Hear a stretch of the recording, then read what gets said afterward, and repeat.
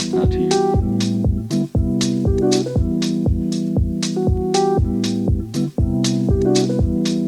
Promise.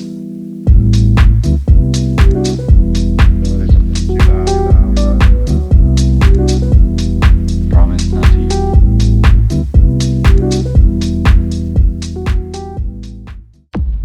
Hello guys, and welcome back to It's Not Tom, Dick or Harry. We've been off for a while, and it's nice to be back to do this episode 4. Yeah, technically it's episode 4, but I'd just say it's like a spin-off. Yeah, it's been a while, guys. So we've all just had everyone just had a bit going on, so Yeah, it's nice to get together.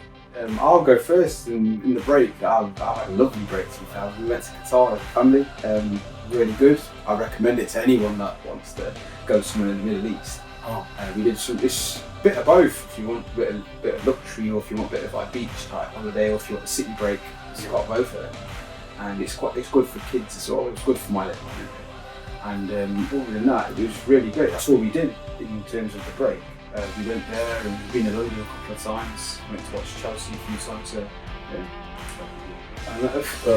Come on to that later on. I remember you went to India. Oh yeah, I went to India. So it has been 4 years since I went back to India. So when my family saw me for the first time after 4 years, they were a bit too emotional as well. No, fair enough. Yeah. And I even had a chance to go to Kerala Blasters match. It was a home match. You sent us a few. Yes. Yeah. You look quite packed. Yeah. The atmosphere looked really good. Yeah. The fans are really good, but that match we happened to lose that match. Yeah, but it happens in every game, isn't it? Yeah. So yeah. You just don't go next time. Because it looks like we weren't a good look.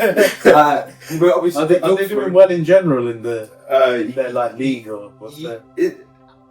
I'd rather say we don't have any titles till this day. Oh, okay. But the team is really good. They are, each year they make the necessary changes that they need. The players are doing good, but just because of some reason we are not getting. Sorry to interrupt. Yeah. In that league that they're in, how many teams are in that league? I think we got around 7 teams in that league. Okay. Yeah. So. And is there one team that wins it every year, or is there different teams? Yeah, different teams. Yeah. It's quite But for Kerala Blasters, what would you say, like in the Premier League, what team would you compare them to? I would compare them to Spurs. This is that's alright. They're not meant to win anything. Like, you're not going to win anything for a long time. What has it been? 17, 18 years since Spurs won? They won, didn't they win? To be fair to them, I think they beat us in the final in the League Cup 2008 or something. Actually, this is probably not a bad opportunity for us to just wander into the Premier League now. Yeah, it was good. Spurs is probably a good opportunity. I mean, look, we don't really talk about Spurs that much, but why not? We're going to talk about Arsenal, Chelsea, United. Man City was going on there, but let's talk about Ange Postecoglou. Yeah. No, you know what it is? Sorry, I actually quite like Ange. I've said this to you quite a few times. I like him as a manager. I think he's trying to play the right way, but unfortunately, defensively, he has literally no clue. He is a shambles. With the game against you guys that day, if you look at my Twitter feed, they went 1-0 up, and I've actually tweeted, I can't believe I opened Spurs up. It was just a firefight, and once Chelsea got a hold of that in the second half, it wasn't a firefight. Chelsea just kind of extinguished it. Yeah. It was quite. Look, I'll be honest with you. We were at London. Didn't manage to go to the game. Tickets are fairly difficult to get to a Spurs game, but I was with family, and when I was watching it, when we went 2-0 down, I did think, we've got to get the next goal and we're back in it. Honestly, but if you went 4-0 down, I think you would come back. I don't know what they were, how they were trying to. But then we went 3-2 up. We literally just got off near. It was like a hop on, hop off. It was like where Big Ben was, and 3-2. I genuinely don't know what was going on, because I was so happy, and the fact that Enzo scored, I was shouting all over there saying "Vamos, vamos!" I don't even know why. I don't even speak Spanish. I don't. Why would you speak Spanish? I genuinely don't know. He's not. But obviously, another Argentinian. They speak it's a dialect of Spanish, Argentinian, but it's Czech, off. by the way. I know, I'm just vamos, because I've heard Enzo shout before when he scored against Crystal Palace. He goes vamos, vamos like that to the camera. So I thought they might speak like because Brazil doesn't speak Portuguese. But Brazil is off Simple. Portugal like that, and Spanish is more probably Argentinian. It's a different probably dialect of Spanish, but it's very, very close. Very good chance he's making this one. Yeah, it is. It's 100% of making it. And yeah, with Spurs, coming back onto Spurs, I personally don't have a clue what direction the club is trying to go in terms of Postecoglou as a manager. Fair enough, very good. He has no plan B. We've seen that many times. We saw it last year. We're seeing it now. It's more. Look, Paul Merson said it on punditry that you're not playing a Kilmarnock or a St Mirren and you're Celtic and you've got the better team, and then you're going into that team. Spurs, yeah, manager now. He used to be the manager of Celtic in Scottish League. So yeah, that's where they got him from. And I don't know where he's going in that way. I felt like last season they probably weren't as open. Yeah, they probably were. Look, in times they were. Yeah. But this was like you've just gone 2-0 up against Chelsea.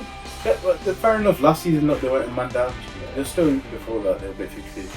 But they were winning 1-0 at one point. Again against us. They're winning 2-0 after 10 minutes, and you just keep going and going and going. You surely got to think, okay, the 10 minutes. Where it's 10 minutes gone, we're 2-0 up. Yeah, just like Chelsea are going to come on strong. Yeah. Next 10 minutes, let's see them out. Correct. 15 minutes. Nothing.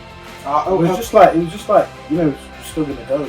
But even against Rangers midweek, he had a pop at Werner, which is fair enough. Werner. What was the score like? It's 1-1. They drew 1-1. Rangers were actually winning. Rangers had a really good chance at the end to score, but Fraser Forster made a really good save. I didn't watch the game, but I just kept up with not even the score. I'd say I just saw it like in highlights, and I watched it after. Like, oh yeah, this is what happened. I think with Spurs, it's Daniel Levy, isn't it? Yeah. I mean, look. First of all, they were what was it? 5 days away from the cup final. There was 7 days. Yeah, the league cup and they final. sacked Mourinho, a guy that's a specialist at winning trophies.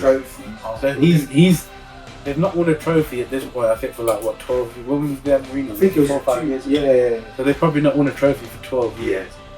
They're about to go into a final on Saturday, and I think on Tuesday they sacked the manager. Because I personally believe it's because if he'd won the cup, they'd have to pay him a bonus, like 15 or 20 million. I don't think it was 15, 20 million. And there was I wouldn't be surprised if it was, because if you think about my manager Mourinho's, it's probably 5 or 6 million. But if a manager of Mourinho's stature comes in to somewhere like Spurs, surely he's going to say, look, he's not won a trophy in 12 years. So if I win that, I won't have exactly. I wouldn't. Which he's entitled to, because he's got them to that point. But then what did they call him? They sack him and they put Ryan Mason in charge. So I think that pretty much says everything we need to know about Spurs. I think they got, I don't know, I think they got hammered as well, 4 or 5 nil in that final. They did get, they took a bit of a beating. But they won, weren't they? Because they just put in charge. Ryan Mason went back to him, reminds me. But anyway, he actually spotted Chelsea. Let's move on from Spurs, because I don't think they're going to change anytime. Yeah, guys, let us know in the comments. What do you think actually is happening at Spurs, and why? What's the problem? Yeah, what is the problem? Will Ange actually come up with a plan B? So just let us know. Drop us a comment. They make the next one. It might be gone. Yeah, I don't know. Could be sad. Yeah. So moving on. Let's talk about Arsenal quickly. We're going to make this quick. No, you've got to. We're going to make it quick. We're going to make it quick because we've just not been at the races this season, and it's disappointing because I think this is the season that we could have won it quite easily. To be honest with you, do you actually think, do you personally think that they might have missed an opportunity? No, I think where they've missed the opportunities in the summer. Yeah, they've not recruited. They've recruited fine who they've brought in, but they've not done enough. I might get where we've made a mistake is we've let Smith Rowe go. Yeah. And we've let Fabio Vieira go. Yeah. Who are two creative players. And now we're struggling in terms of creativity. We're And kind even of to just have a body in the bench, you let Nelson go, and he's still okay. He's come on a few Nelson. times, doing well. He's not creative. I won't say he's creative. He's offers okay, different to but what Martinelli. I don't mind like Nelson leaving. There's nothing Yeah. wrong with that. You've got Sterling and Nelson. There's probably no much difference in the two in terms of bringing them off the bench and what they can do. But letting, I think, Vieira and Smith Rowe go, and then not bringing a Korean player in and relying on a 17-year-old like Ethan Ranieri is not. It's not fair on him. It's too much. Yeah. It's too much on him. And like you seen when Odegaard got injured, we were struggling even more. So it's like I could tell Odegaard's still not back up to speed based on the game. It will take him time to get up. Yeah, because he's been out for a while. But it's like, you know, because he's under Fulham pressure. 1-1. Yeah. Okay, I can understand. Fair enough. Fulham got a result against Liverpool today. So they, you know, what are they, like 7th in the table, 6th? Yeah. They're capable, but Everton should be. Yeah, you should have looked, like I said, as the bottom off the camera, that you'd be very worried if they weren't creating enough chances. But if they're creating The thing is, they did in the first half, and the second half they didn't create anything. Yeah, So then it's somewhere the balance is just a bit off. It could be, you know, one change. I'm just going to drop something in there. But what do you think of Jesus? Do you think he's been a flop, or do you think? Well, no, Jesus is there. This season on that. Last season, the problem is his injury record isn't great. So when he was getting, like last season, the season before, when he was getting back up to form and you could see it coming, he'd get another injury. Yeah. And if you keep getting things like knee injuries, they catch up to you. Yeah. 100%. I was saying it in the summer that Jesus and Zinchenko were two players that should have been sold and not reinvested. Because Zinchenko, look, played 50-60 minutes against Man United and he's not available. And then when you've got, literally, there's a point where all of our fullbacks are injured. So where do you go with that? Relying on Timber, who's coming back from an ACL. It's a hard one, because when you signed Jesus, I thought, why didn't we sign him? And there was... No, but to be fair, that first season when we signed him, look how good he was. Yeah, I wouldn't say that. That was when we were at the halfway point. We had 50 points. No, but I don't think. Oh yeah, it was a disaster that we didn't sign him. Yeah. But I just thought, oh look, why we needed a striker, and obviously you can't just have Hazard at that time. You can't just have Hazard up front. I'm sorry, Havertz up front, not Hazard. I wish we did have Hazard up front. But we can't just have Havertz up front. We need someone else, and we got rid of Burn as well. So maybe sign him, but we didn't. And you guys got him, which is fair enough. And he's, for that first season, he was amazing in the first. But yeah, I was thinking about this. I think on Thursday or Wednesday, his name popped up somewhere. I think it was when he got played in the Champions League, and I thought to myself that looking back now, he got Jackson, and he got pelters for it. People that supported him, like myself, got pelters for supporting him because, you know, he's going to be a flop, he's not going to do this. But when you look back at Jesus, and he has proven it because he's been at Man City and proven it, but Man City were a different kind of fish. Fair, when we played Monaco, he was actually alright. And the problem is, again, with Jesus, the one thing is he's not really good. He missed two really good chances. Yeah. But then he was really good for the goal where he put it across the Saka. I think he's that type of striker that. Yeah, he's not an out and out striker. I think what we do need an out and out striker. I love Havertz, don't get me wrong, but we know he's not an out and out striker. But Havertz came off the bench against Monaco. He caused havoc. He scored 2 goals. Yeah. So he has it. Havertz is a different. I think Havertz is the type of forward that if you looked anywhere around the world, you wouldn't find another Havertz. His movement is very good. His brain is just quicker than anyone else's, but then you've got to take it to account. He's not a striker. Yeah. That's always been Havertz. The issue that you're like coming back onto someone like Jesus is that he's a bit like how Jackson, I feel, he was last year, where he does the other work really well, but when he got in front of goal, he just wasn't finishing enough chances. Yeah, but I think with Jackson's a bit different, where Jackson still got Jackson creates so many more chances. Yeah. But now he's obviously adding that clinical part to his. Jesus is on a lower level. Yeah, but he doesn't create as much. Maybe look. If I went 2 seasons back, he was creating all sorts. So I think with him, it's unfortunate that injuries have caught up to him. I'm just happy that with Jackson and how he's getting on, that's why I can compare him with, because they are. Let's move into Chelsea now, though. Yeah, we can look through me. I don't mind it for talking about Chelsea because, well, of course, we're doing well. Flying. We're doing really well. I know people might say I don't think we're going to win the league. And I think, look, one thing we need to say, you are definitely in the race. I don't. Look, we're just we're just a right Europa now, Conference League team. If you no, you're not. You've You've got a second team that plays in Europa, or a third. Possibly. So you're not. You're not in Europa. But it was the third that day, pretty much, wasn't it? You told me. Who did you have play? We had Neto play because he's banned next game. Yeah. And yes, we did have about 7 youngsters start here. So I'm being proven right, guys. Remember what I said in podcast 1, episode 1? I am always right. Look, coming back onto that. But what you call it? They're in the title race. We are a European Conference League team who want to have aspirations of finishing the top 4. I'll be honest with you. I think, genuinely, I think the way it's going is between you and Liverpool. Yeah, look. I think we're not doing it. It could be, look, I think if come January and we're still like within 6 points, very good chance. If we go in January and then go and get the players we need, which is always hard in January. If we go back a year now, I was at a stalemate myself where I thought to myself, I can't criticise the sporting directors anymore. I'm just going to let them do what they're doing, and I'm going to give them 5 years. In my mind, I've given them 5 years. You guys put a stamp down and say how you want to go forward. I'm not going to criticise them. I'm just going to support the team. I'm going to do everything like that. And that's where it for me changed, because I was just so frustrated in the first half of last season. I just thought to myself, if I keep criticising the sporting directors and the owners, this is not going to get anywhere. You're going to be absolutely hammered every single game because they're not paying well. One thing I'll say is, I know everyone comes around and says, yeah, you spent 1.2 million, fair enough. Yeah. But then you go back, look at Man United. Yeah.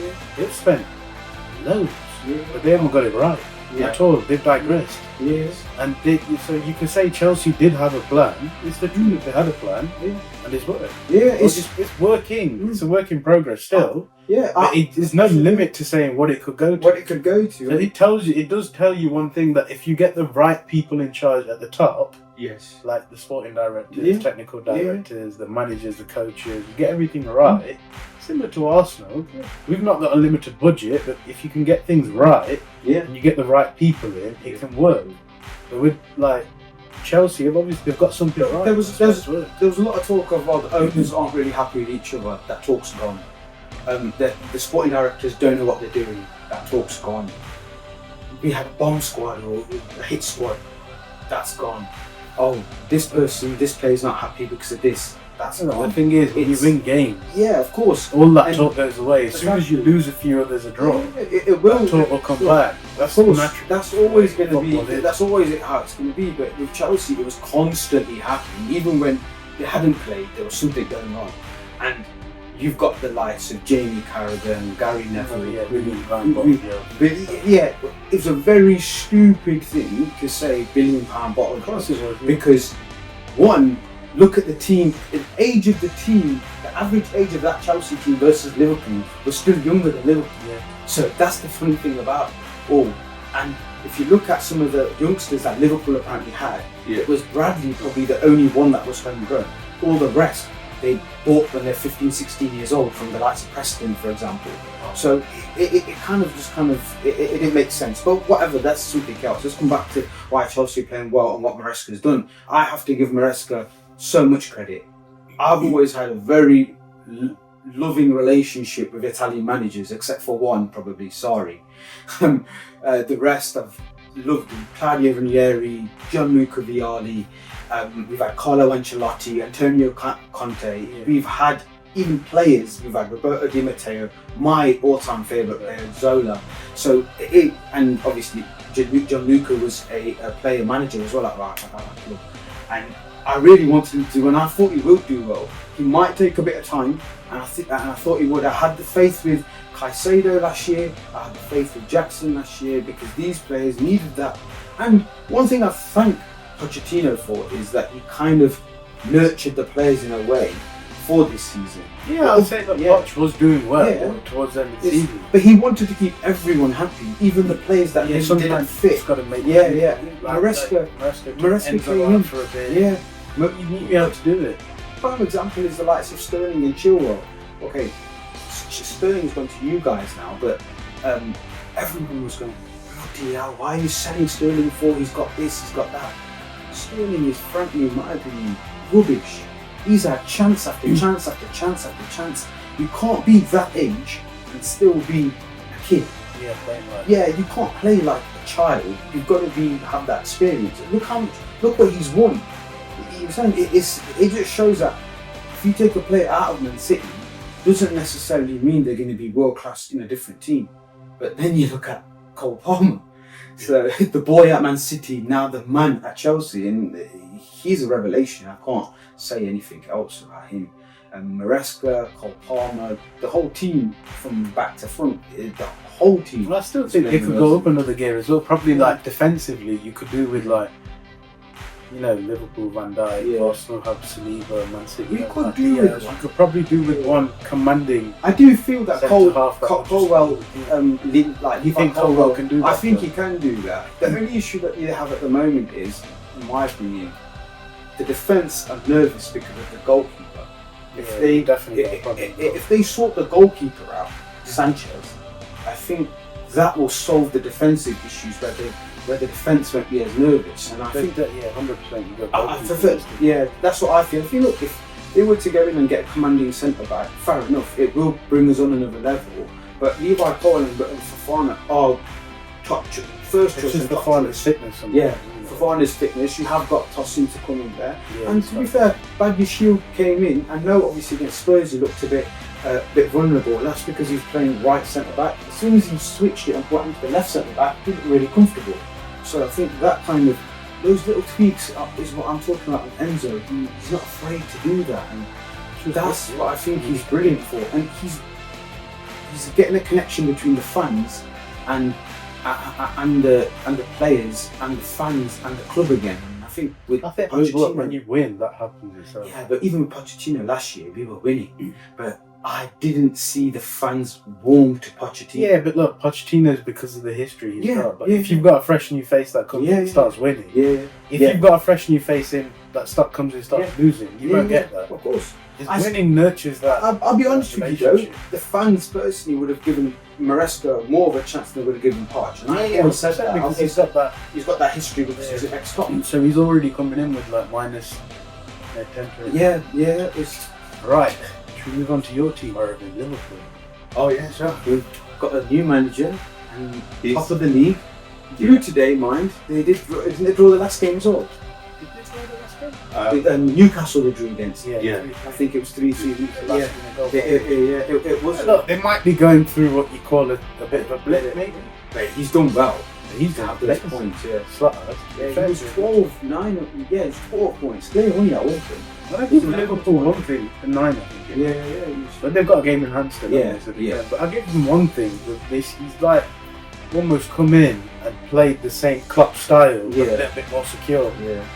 He's just come in and just gone back. He's also got a few players playing well. You know, is that Gakpo and there's another one, Gravenberch. That's it. He's got them two firing more. Even though I think Gakpo wasn't playing that bad last year. But he looks okay, but I remember a few Liverpool fans saying that, you know, we didn't do well with recruitment in terms of Gakpo and Gravenberch. They didn't do that thing. And this season, those two have been brilliant. And to be fair, they were looking vulnerable in midfield, where everyone was saying, "Oh, they need a midfielder. They need a midfielder." Yeah, they tried to go for that. And they looked perfect. Yeah. And they tried to go for, I think, Lavia. They tried to go for Caicedo. They tried to go for Enzo. At one point, they were linked with him. They were also linked with Jude Bellingham as well for a year. So it's they. I think they will address that because they went for that Zubimendi. Couldn't come in. Yeah. So I think anyone that's trying to get. I think they're probably going to go through a bit of a rebuild. But one thing that I think is just right now is just question mark is 3 players that are under contract and their contract. I've got a feeling that, to be honest with you, I think I think Trent might go. Yeah, I've got a feeling. Yeah. If you look at Trent, he's won everything, hasn't he? Yeah, won the league. So I don't know. I just feel like when you look at Trent and the way he sometimes behaves, does he feel like he's ready for that big Galactico move? It could be. I think he looks like the one that will go. I think Salah and Van Dijk stay. Yeah. I don't know. I'll be honest with you. I think Van Dijk's definitely staying. And I think Trent his head's turning. I think he is going to go, and I think he'll go to Real Madrid because his best friend Jude Bellingham, his best friend in football anyway. If they get Trent, and they've got on the other side Alphonso Davies. They can how they do it. Honestly, both of them, they're not paying any money for them. They can go free transfer, so that would after you just got Kylian Mbappe and free transfer, and then they've probably paid him. See, Salah's opportunity is now, really, because if you think about it, if he moves this summer, he'll go. If he goes to Saudi, he's gonna have no contract. Saudi don't pay Liverpool anything; they pay it all to Salah. So does he think in his head, I could have? Look, maybe, but pounds, again, I go back to the thing saying that even if Salah's what is he, 31 or 32 now? Is he older? Yeah, I think 32. 31, Going 32. to 33. I even think in another 3 years he could still be a huge name in Saudi. Yeah, Even if he signs a 3-year contract, then goes and leaves, you still get massive money. But right now, he's right now. Look, he's probably the best player in the world at the moment. Yeah. Right now, the way he's playing, he's right on top of his game. Yeah. He's one of the best. I think still get Cole Palmer's good.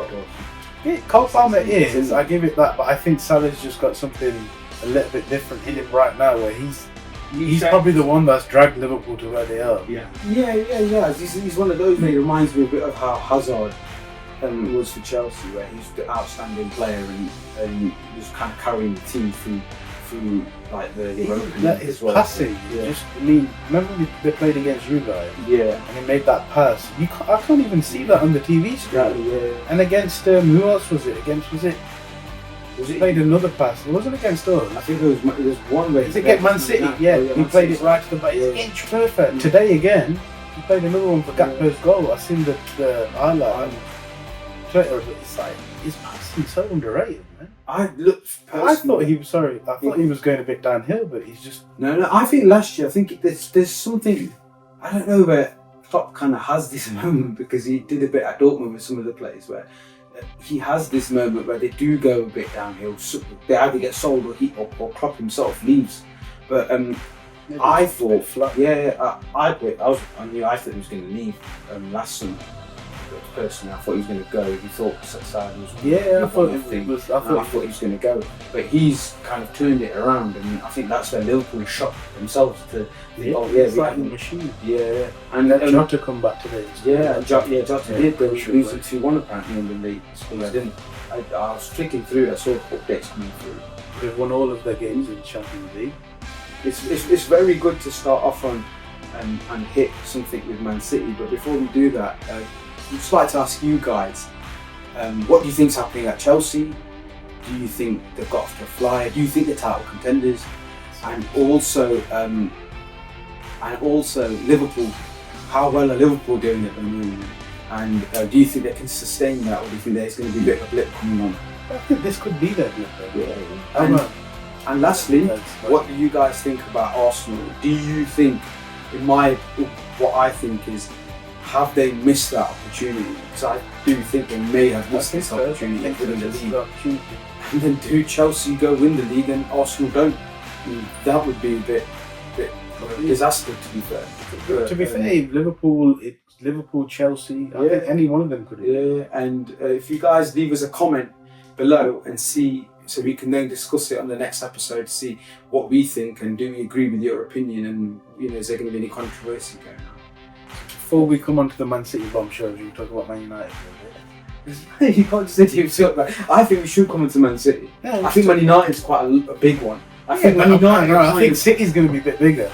No, it is. But I think Man United are bigger because, in the sense that there's a lot going on behind the scenes with Man United. I don't think with Man City, they've still got that structure and everything. So there's a lot going on behind the scenes of the 115 judge. I think that has been raised to 130 now. Oh, has it? Yeah. Allegations. So now it's finished. That's why. What? Is the hearings actually finished now? I know, because it's happening. Yeah, it's going to be like March, I think, February, March. They're going to go through everything, because I know it was happening in the courts, and we don't know what location, we don't know where it was happening. Yeah, but it was happening. So I don't know where. I can't put that down to their form. But do you think? Because that was their last season. I know, but do you think? And they were flying. Yeah, but it's different.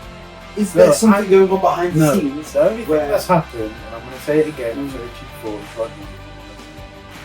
I You don't know. just go back the last 4 or 5 seasons. Whenever they've not played well, or they've lost consecutively, or they've lost, drawn, won, whatever it is, it's when Rodri's out. I think De Bruyne's form out as well, isn't it? Yeah. De Bruyne is coming back from an injury, so he will, De Bruyne will pick it up slowly. I think Rodri's injury is definitely 80%, but I also think there's players there that aren't like Gundogan's obviously gone and then come back. I don't think he's the same player that he was. Kyle Walker, I've always said this with Kyle Walker, if he isn't quick, he loses loads of his positional sense and everything. He hasn't got any positional sense if you watch it.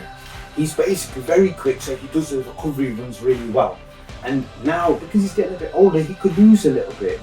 Diaz hasn't been playing that well. Stones has been in and out of the team, but also Guardiola's not had really a team and defence where he can keep it the same for consecutive amount of games. And whether that's because of injuries, that's like, same with us. We've had like twice we've had the same lineup. Look, let's get this out. The past 3 seasons, Chelsea were top 3 for the most injured ever players. So 100% Man City have got not excuse for my side, I ain't sympathy like that from my side. They've got an elite team, they've spent elite money and they need to get through this, and they've won a lot.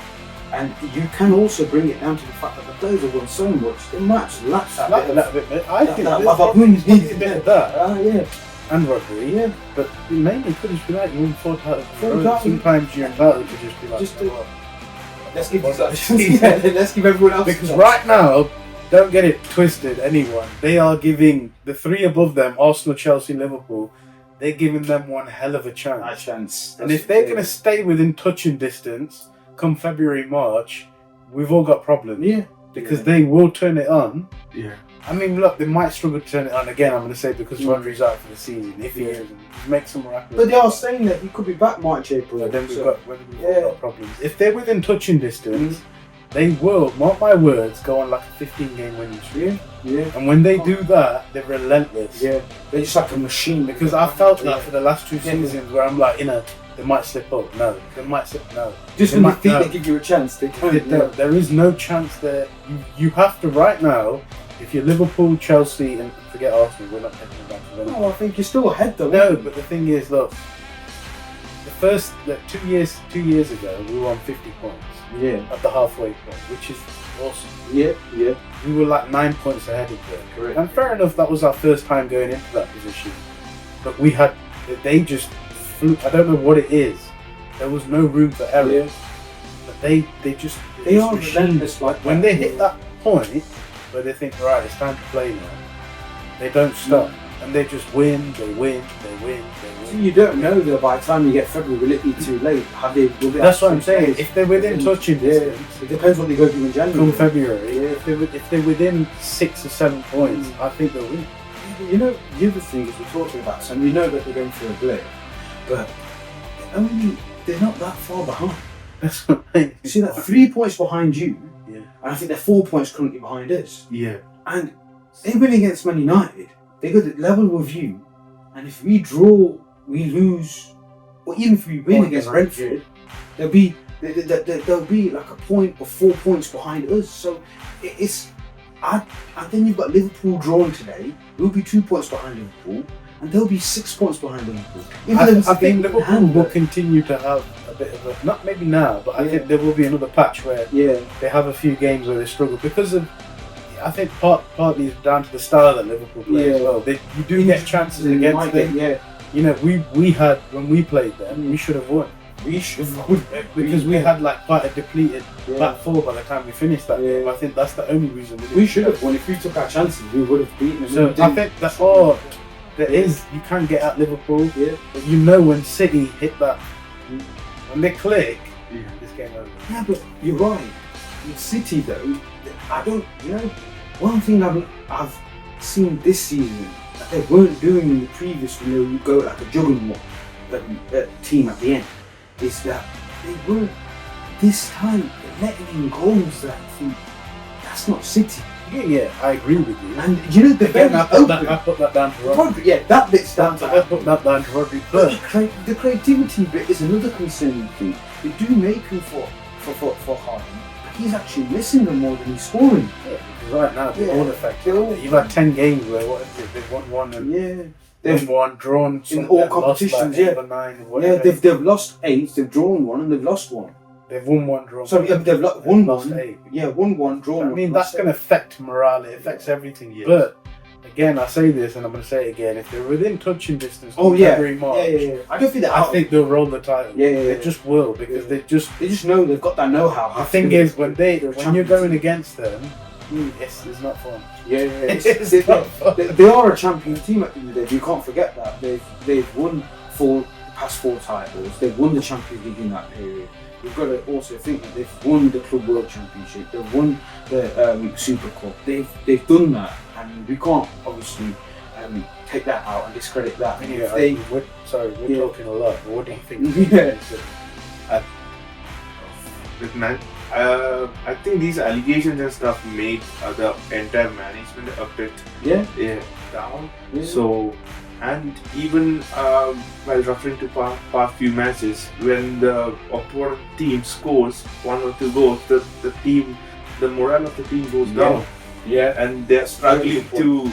That's a very good point because they do. They are struggling to stress the time, and they're somehow finishing the game. That is what I think. You know what? You make a good point because when they used to go 1 or 2 down, you always knew they're coming back. You know somehow they're going to make that 3-2 or 4-2 or 5-2. They're going to blast them away. It's so true. But now they're just not getting that momentum. It's like they do when 1 goal goes in. It's like the final game. Because it's like 10 games. Yeah, they were winning 3-0 against Feyenoord, and 1 goal went in, and 3 if games. you look at the highlights, you could hear the. I don't know how many people were at the game, maybe 1 or 2. No, I don't do But, you could hear the tension with the Man City fans. Like there was something, uncertainty, and they knew that there was something creeping in. And you're bang on. Maybe you're right about the charges, though. Really, it could be that last season it didn't affect him because they knew there was charges, but there was no hearing going on. So maybe, obviously, internally they know what's happening at this hearing.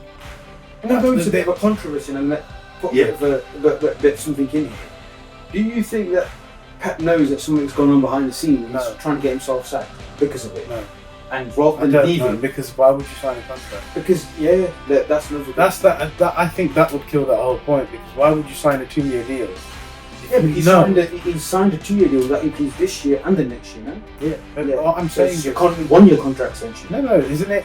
It's 2 years. Oh, is it 2 years? Oh, so what I mean is, why would you sign it if you know it's going down? But maybe he signed it before. I don't think so. The result, the final verdict is coming. I don't think so. But again, if you signed it before, why would you not announce it? Because everyone was talking about Pep going to go. But I think that's probably why they maybe wanted to squash that. They just thought they've got too much. It's a good point. One thing I have heard about like sources, I'm not going to say they're not my sources, they're just like these Twitter sources. Don't know how true they are, but apparently out of the 115 or 130 you're saying that allegations, there was only like 10 or 15 that they actually had a defence to. They couldn't defend the rest of them. So maybe it has I've gone. Also, like I said, Twitter and some reliable sources is that quite a lot of them were similar or the same. So it was. So apparently, if you look down to it and the way they did it, was that it was only 20 or 30 charges against them. But then what kind of went against them was the charge where the Premier League have brought in now that you've got to have fair market value in a certain sponsor. And I think City were arguing that. I think Chelsea didn't. City won that argument. That was a separate argument. Yeah. But there was another thing that they lost though. That was close. Where City lost that one. They lost the one where it was to do with fair market value, but also companies that linked. So what this relates to, if you're not sure, is when a team's got a sponsor. Yeah. So if tomorrow Ash has got a team, and I sponsor his team, so I've got it. That sponsorship money that I give to that team has to be in line with their value. Yeah. So let's say they're worth 50 million. I might sponsor them for 5 or 10 million. because it's kind of Yeah. in line with It's what in line with market. what they're worth Yeah. in the market where it is. You can't Whereas- give them sponsor for 100 million. Whereas Man City, Because we know each other. really, they relatively don't have much of a history of being a Yeah. big team. So they only became big once they were brought out by the Arabs, Yeah. and then they built themselves up. But look, let's be honest, if you go around the world, there's not loads of Man City Yeah. fans. They don't have a massive following. Yeah. So it's like, where have they got all this revenue from? Because they are the leading club to have the Yes. most revenue. The easiest thing is, you know, Man United's the biggest team Yeah. probably in the world, Mm. alongside Barcelona and Real Oh, Madrid. yeah. I think they're probably bigger than. They probably are. Like, they're following. You know, United's massive. Yeah. You're from India. Yeah, you know. You know, like, even Man Yeah. United, there's loads of people that Yeah. love Man United. Yeah. And so Man United, you know, if they've got a high revenue, it makes sense. You know, they've got following, like I said, India, China, Yeah.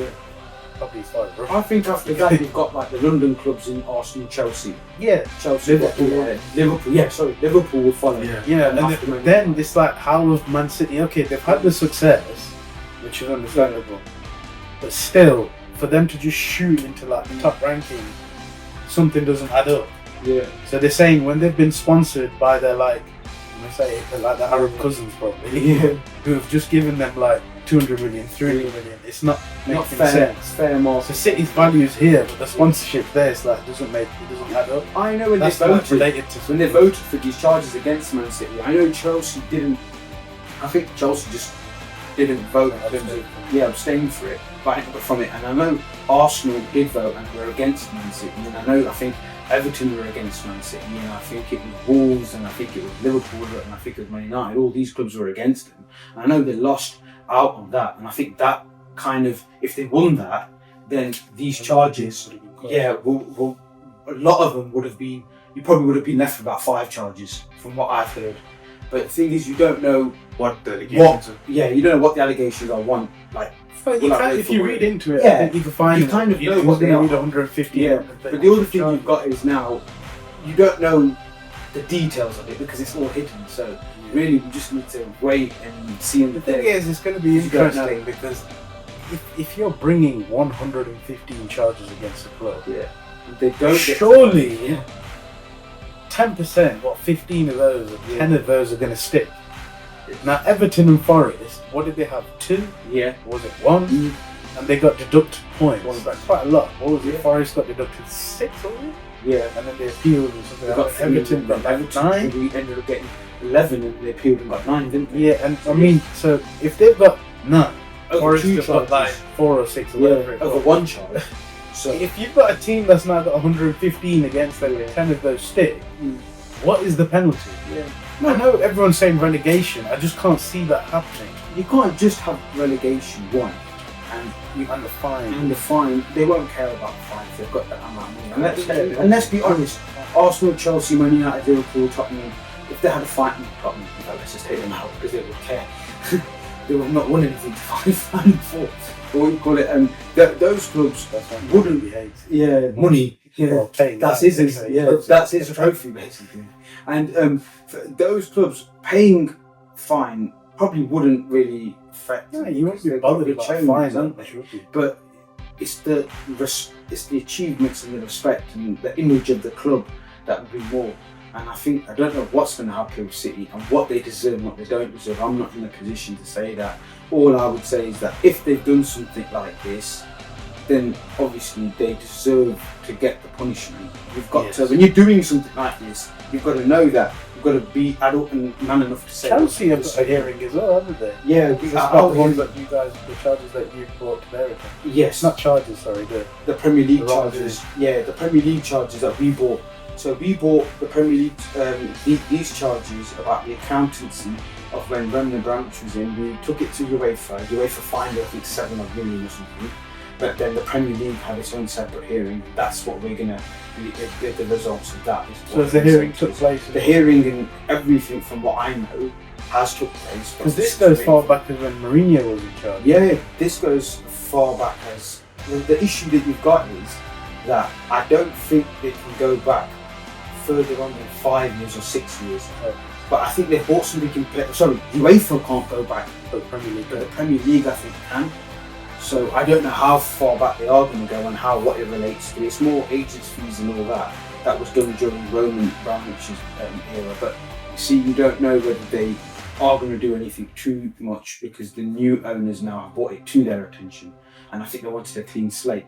But in all fairness, Roman Abramovich wiped off around 50 or 60 million from the value of the club to take care of this when it was highlighted. So 7 of that's gone to UEFA. They've still got a certain amount left to what you call it. I mean, if there's going to be whatever's going to be happening for this, I think it'd be unfair to say, obviously this is me being biased, oh, you're going to do points deduction or something. Could we have a European ban? But I don't know, they might. All these allegations happened when City had all those titles and cups. So yeah, what happens to that? This is uncharted territory, isn't it? That's what I'm saying. If you've got a club that have got 115 charges like Omar said, and you don't even give them 10 or 15, it's going to be very embarrassing to the Premier League. It's going to be horrible for you.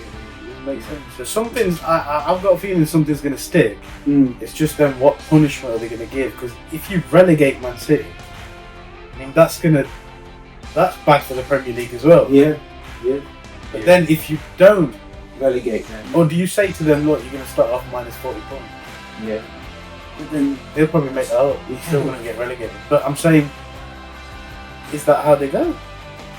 It's because can you really take a juggernaut like Man City out of the Premier League? Even though all the wrongdoing and financial, whatever it is, right? You can't, can you? I'm not personally, can I be honest with you, I'm not really bothered about it. Yeah. You know, like I've a lot of Arsenal fans on Twitter that are like, oh, they should get done for this, they cheated, whatever. They did whatever they did. They put the money in when they had the chance to do it.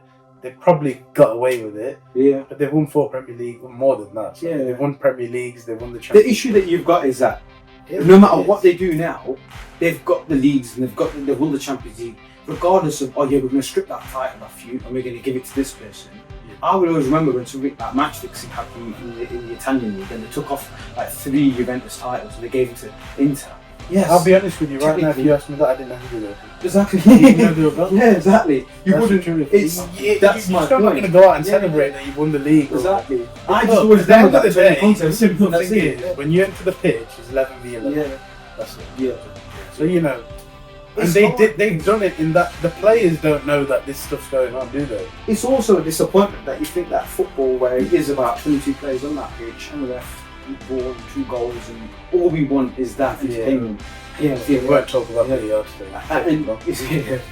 And all we want is that entertainment, and the fans out there and the guys out there, that's what they want. They want football. But guys, you guys get involved in the comments and let us know, what do you think about these 115 / maybe 130 charges? I won't be surprised if they go from 115 to 15. What do you think about them? Do you think any of them are going to stick? And if they do, what do you think the punishment should be? So give us your thoughts in the comments, guys, and now we can move on to Ruben interim. I'm interim. Look, personally, I've liked him. He's been named on 2 occasions. Once when Tuchel got sacked, and then he's been linked. Tuchel got sacked. He was linked with us for a while. Then we got Potter. And then we sacked Potter, he was again linked with us. We got Pochettino got sacked, we linked with him, and then we got Maresca. But I do like him. I think he gives the vibe of a manager. Sometimes you get that, when we had Arteta, he kind of gave that vibe that I'm going to change things, you've got to be patient, you've got to wait for it. He gives me the same kind of... I think the same. I think he just needs his style of players. Agree as well. Yeah, I think he just needs his style of players to then do his work, know how he plays. Agate's on 1. He needs a couple more, maybe 3-4 more, to come in with him and kind of teach the rest as well, and then mould the rest into his team. I just think it's going to be hard. It's a lot for Man United to do, because I think their ownership's a little bit different to yours, where you completely got brought out by a different organisation, a different enterprise, different owners. Everything was like, I couldn't say, let's go. like Ineos have come in, but you've still got the Glazers there. Yeah. It's all a bit of a miss. I don't think. Look, to be honest with you, it is. Dan Ashworth situation, which was like, I don't think the bring him in Glazers. 5 months. Bring him in. He spends 200 odd million, 250 million. This thing that's happening now. This thing that's happening now, and everything that's happening with Ineos, I don't think it's the Glazers. I think the Glazers are just like a bit of a people that are up there that take the profits. But sporting wise, say that they are, because when Ten Hag got sacked, they were flying over to have meetings with him as well. Yeah, but they would do that. But I don't know. I get that, but I mean, they're still there, shareholders, aren't they? I understand that, but no, not every shareholder is going to get involved in those meetings. Oh, but it's the majority. They would do. Yeah, but not necessarily. If you're given control of the club and everything that you're running with it to Ineos, then really they don't have to be there. Yeah, no. It's a, my opinion is it says to me that it's still one of those situations where Ineos are kind of reporting back, oh yeah, we're going to do this. We're going to do that. No, fair enough. It's not. Look, I could be completely wrong and you could be completely right, but I think the Glazers. It's as well. I think the Glazers, in that sense, don't have that control over Ineos. I think what it is when you do something like this, like fire a manager, you have to get everyone that's involved in the room and do it together. So it looks a collective decision as well. So I think that's, and they, well, in essence, they're keeping them in the loop that this is what's going on. But I wouldn't say that Ineos went to the Glazers and said, we're going to do what do you think? I think that Ineos went to Glazers and said, we're going to sack you. You have to come here, show your face. That's it, because at the end of the day, he was then brought in when the Glazers were in. So for United, you hope. I say I hope, but look, they're still a big team. I don't really care. I'm not bothered about them, but sometimes it's nice to see the bigger teams doing well. Not doing well. I don't want to like stop. Exactly. I'm not bothered in that kind of sense, but you want to see them like doing a bit better than they are. 13th or the 13th. Aren't they? 13th or 12th. It might be lower now if anyone's probably below them, but I'm saying like 13th is not really where they should be, and it's like they've kind of just got worse and worse and worse. It's hard because I was saying the other day when they got rid of Fergie, everyone was saying, oh, they got rid of Fergie and fought 200 of the staff, and I think they should have got rid of Fergie and they should never have given him that particular role. I think they should have given him a different role, maybe a bit less obvious. On the board where he sits of like maybe shareholders. What was he now, an ambassador or something? Yeah, I don't know, something like that. Maybe I could be wrong. I'll be honest with you, I don't even think it's Fergie now. I would say Fergie would have had more of a presence after 2 or 3 years because his players that he managed were still there. But I'm pretty sure none of these guys played under Fergie. No, they never. But you're right. Maybe Rashford was one. No. Rashford came in Lou Van Gaal. So it's you're right, but I just think when every time they're losing with something controversial at me, they always put it on him. I don't understand. The media's going to do that regardless. Yeah, he's still. The thing is, he still might be at the game now, even though they're paying. It's probably got like a lifelong season ticket like that. So I don't even know what they were. Where Ineos probably got that bit right. Where I don't know what he was doing. Where was he going? I think he was just like a brand ambassador for them. Was he just coming to games? They're paying him for it.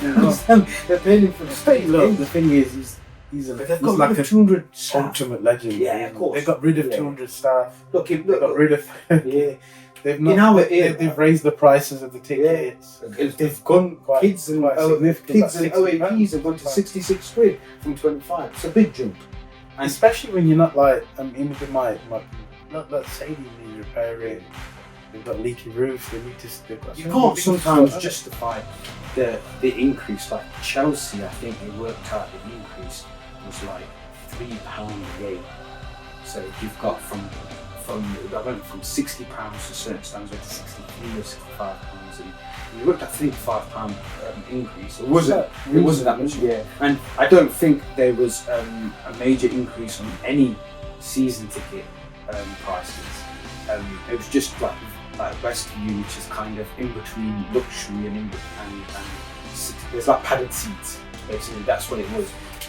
And that was. Again, not done straight away. It's like reasonable, £4, £5, depending on where you are. If you London. No, but you also, but also, it was. We've had ticket freezes for the past, I think, 15 years. Our tickets have been frozen for the past 15 odd years. That's just a testament to Roman Abramovich as well, really.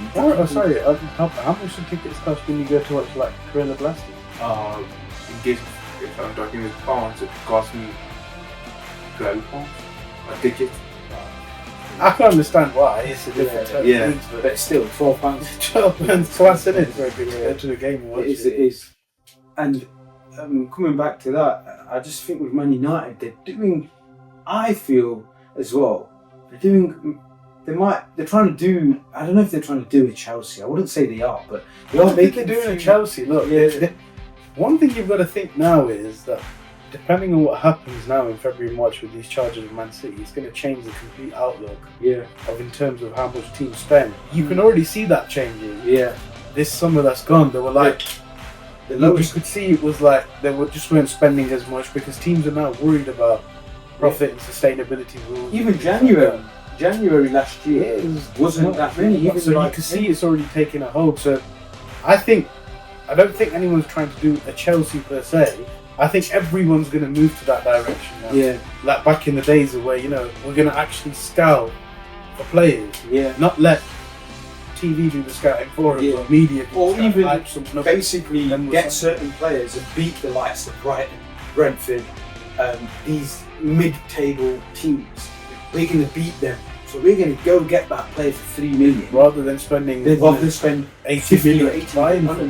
I think you're right. I think everyone's going to move slowly in that direction. You'll see a lot more of that happening, and you'll see a lot more signings between 30 and 50 million. Because big clubs just won't budge. And what will happen is players will want to say, I want to leave, please, let me go. And they'd have to come to smaller teams and no disrespect. Would still need the money. So I think the landscape of football will change. So it'll be interesting to see how the truth is, in all honesty, as a fan, you look at how football's going, there is a change. Football has become a multi-billion pound industry now. From when I was young, we never used to think about. Honestly, when you were young, and someone used to pay like 20 million for a player, it was like, wow, this guy's going to be amazing. I think that's a big signing. 20 million was a lot. Now you pay 20 million for your bog standard Joe. I would tell you this: championship teams play that. Chelsea got bought out by Roman Abramovich. It was 2003. 2004 summer. We had to win against Liverpool at the end of that season when Ken Bates was in to finish in top 4 to qualify for the Champions League.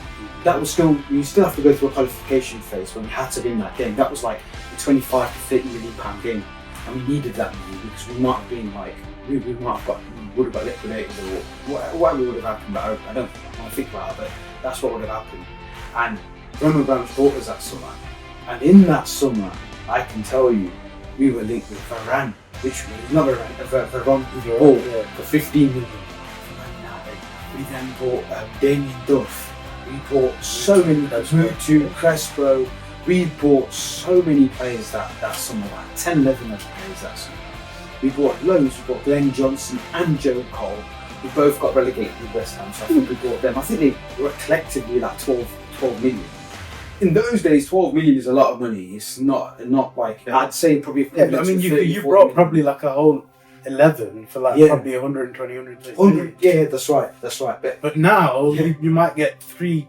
You'd be lucky if you get 3 good players. 3 players, world class players. So you see how much has changed within 20 years. It's massive. It is. But I think it will start going back towards that because it's not going to. I think bigger clubs will be a bit more shrewder and they'll be a bit more clever in the sense. Use their academies. Use their academies and scout better players and beat the mid-table. Yeah, you could see that the model that big teams will probably copy of Chelsea's. Is not is to sign the younger players and to sell them on for a profit. So rather than the other way around, where Brighton would sign the Caicedo, and Chelsea would pay 80 million, it would more be like Chelsea will go and sign the Caicedo for 3 million and sell him to Brighton, not for 80 because they're not going to pay that, but 20, 25. So they can make a bit of money on the side because Caicedo, if he's got a choice between Brighton and Chelsea, he chooses Chelsea. This is at the start of his career. You know what I mean? So you've got the pulling power, use it, and then sell it on. And look, and the thing is, it's like a quick.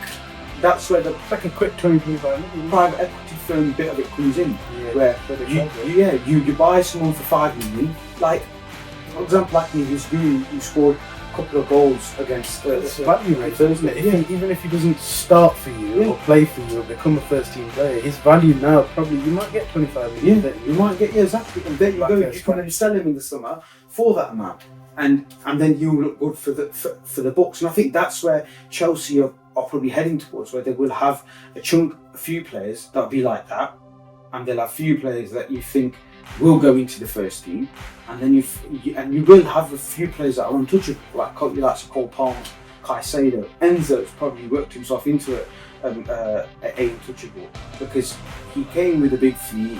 He had a lot of pressure. He was okay at the start. Had a bit of dip. Now he's just come back on again. And look, fair enough. I didn't doubt him. I think he's got the potential, but whether he had enough time to do it at Chelsea. Now he's showing, yeah, mate, I've got it. It's a lot of things. Anyway, and let's talk about the Marcus Rashford. Yeah. The last thing is Marcus Rashford because So Rashford, I you can weigh your opinion on Rashford as well. So have you watched much of Rashford? Okay, I'll give you a bit of background. He came on the scene, I think it was with Louis van Gaal, smashed it one season. He scored against Luke. I think his debut was against him. He absolutely, He was 2 goals. he was a kid, hungry for it, everything. Did really well during, I think it was COVID that came into position.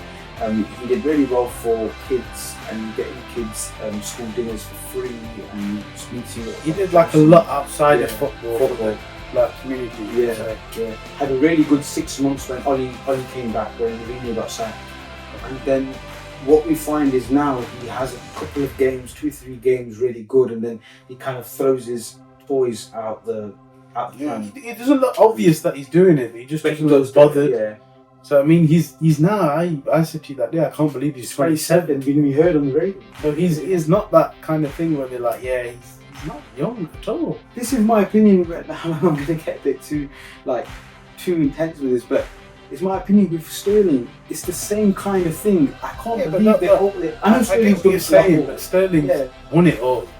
Come on, that was So he's easy. no, Yeah. you can say that, but the thing is, He had about 10 chances and scored 2 he goals. was still part of that success. Yeah. And there were seasons where he did well. And separate player, but Rashford. Yeah. You've got to show some. You've got a new manager that's come in, and you've absolutely got zero motivation to try and do well and impress him. How many managers has he gone through then? Ruben Amorim. Obviously, we're not going to count Van Nistelrooy. Eric Ten Hag. Solskjaer. Solskjaer. I would count, but I would also count in Ralph Ragnick. Mourinho. And then Louis van Gaal. Why do you think they are having so many managers? Because they're just not getting it right. The thing is, before, like, what's happening with Man United now? Yeah. Is they were owned by the Glazers. They still are. Yeah. And then what the Glazers have done now, they've sold part of the business, part of Man United, to a company called Ineos. And they've given Ineos the controlling power to make the decisions in terms of football. Footballing. So this was last season, I think Ineos brought them. Yeah, So anything football rated now is Ineos. So when the Glazers were in charge, the truth is they're purely money motivated. Yeah.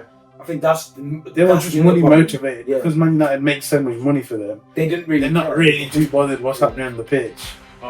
Yeah, now they've got probably people in that are bothered about Yeah, what's but to happening put on the something pitch. in there, they did spend a lot. You can't say they didn't. Yeah, because they made some. Yeah. But Look, they do. This is the Yeah. thing. Man United do spend money. Money. They've spent loads. They've just gone and spent 220 odd million. yeah, And I think they've done well with some of those signings. Ugarte, I like. I Yeah. think he's good.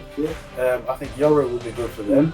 The Lit looks good. yeah. These guys will be good for them. They're good players. You like the Lit, don't you? Yeah. You like- So I think these guys will be good for them. Don't get me wrong. But begs the question that Dan Ashworth comes in, spends 220 million. So they brought a technical. Was it technical or was he sporting? He's sporting director. So they brought in a sporting director who they Actually, director waited. of football, to be fair. Director of football. Head of all of it. They got from Newcastle, wasn't it? Yeah. And they've waited to get this guy for so long. Like, They paid like 6 10 months. million for him. Yeah, Yeah. and then they paid 10 million. This is for a member of staff, Yeah. not a playing member. Doesn't really happen. Like 10 million collectively. I think That's he spent for like 10 football. million So collectively. They cut him in, Waited all that time. and in the summer, obviously, he's involved in a lot of decisions. He decided spent 200 odd million on these players, and now they've just sacked him. Oh, okay. So it's like, where's the direction going? I mean, it could be, look, similar to Chelsea at the start. It could be like a scattergun approach. Yeah. We think it is. Maybe it's not. But one thing I give to Chelsea is they didn't sack the sporting directors when they had an opportunity to. Oh, fair enough. They never sacked the sporting director. Well, they got rid of Christopher Vivaldi, who they bought in, and then they bought in another 2 sporting directors. And that, I would say, is probably more of too many chiefs. Yeah, there's too many in there. And they got rid of him in some of the Putman Garden League. I think now he might be at Roma, or he actually is at Man United. He was at Man United as a consultancy role. I swear, I think he was. I think or maybe he left in the summer, but he was at Man United for a bit. But look, to finish it in a way, it's Rashford. He needs to leave. He should have probably left 2 or 3 seasons ago. Someone said it to me a long time ago that he's an Aston Villa type of player or Everton type of player. I didn't think of it at the time. Look, you watch him play, and when he's on it, he's really tough to keep up with for any fullback. Look, he could take him on. He's got a hell of a shot. He could pass the ball, but it's like, what are you doing? You need a change of scenery. That's what's like that we're under Chelsea, where not so much of attitude but fitness. Reece James, he's so good. He comes on. It's not a fitness problem. No. But I mean, in the sense that the level of having. You can't just have a player that, in terms of his attitude, is going to be available for 2-3 games or 4 games. Yeah. In terms of availability, you're right. You can't have Rashford for 2-3 games a season. You can't have James for half the season. Yeah, it doesn't work. Yeah, that's what I mean. Obviously, James' attitude's similar to me. Jesus and Zinchenko need to move them on now. They're good players, but if you're not available, the problem you have is if Jesus comes and plays, this is just Jesus I'm talking about, or Zinchenko, or whoever it is. Yeah. If you need probably 8-9 games to get up to speed, to get to your form.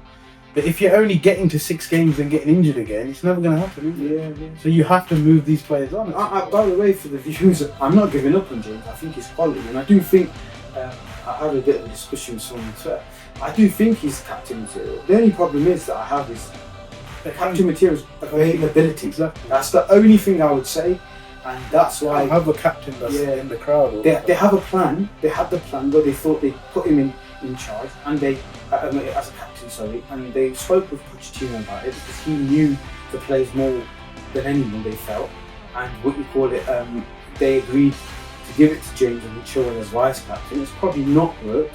I understand where they were coming from. They couldn't give it to Thiago Silva because he was going to leave the club, and they were looking at the long term. It makes sense.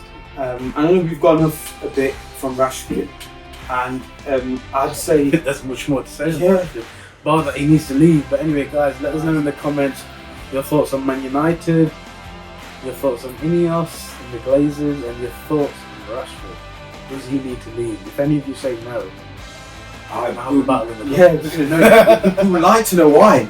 And just to recap, because we are going to finish it on there, you can comment about Chelsea, Arsenal, the Premier League in general, if you let us know. Anything football related, sports related. Yeah, and a few topics that you think that we should discuss, or that you think that should be put into the podcast in terms of what's going on with the sacking and who's going to get sacked next. Is it going to be Lopetegui, who I think will do well? Or do you think it's going to be Gary O'Neill?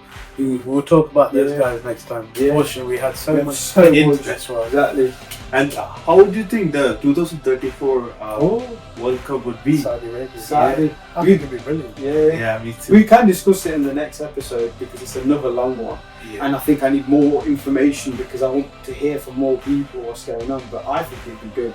If you speak to people of what happened in Qatar, they loved it. Everyone, when I went to Qatar, it was one of the best. Yeah, when I went to Qatar as well, the people there still talk about it. Yeah, I went like 6 years before you. It was brilliant. Exactly. Everyone loved it there. But I think Saudi will be perfect for the World Cup. They've got the boxing, they've got everything else. So we might touch on the boxing next time. That's actually going to be coming back after the big fight of Fury Usyk. Lastly, it's great to record another episode. It's been brilliant. I've just enjoyed it. It's just, as ever, the episodes go by really quick. We hope everyone has a good Christmas and a New Year, guys. Take care, and we'll see you after. Take care, guys. Yeah.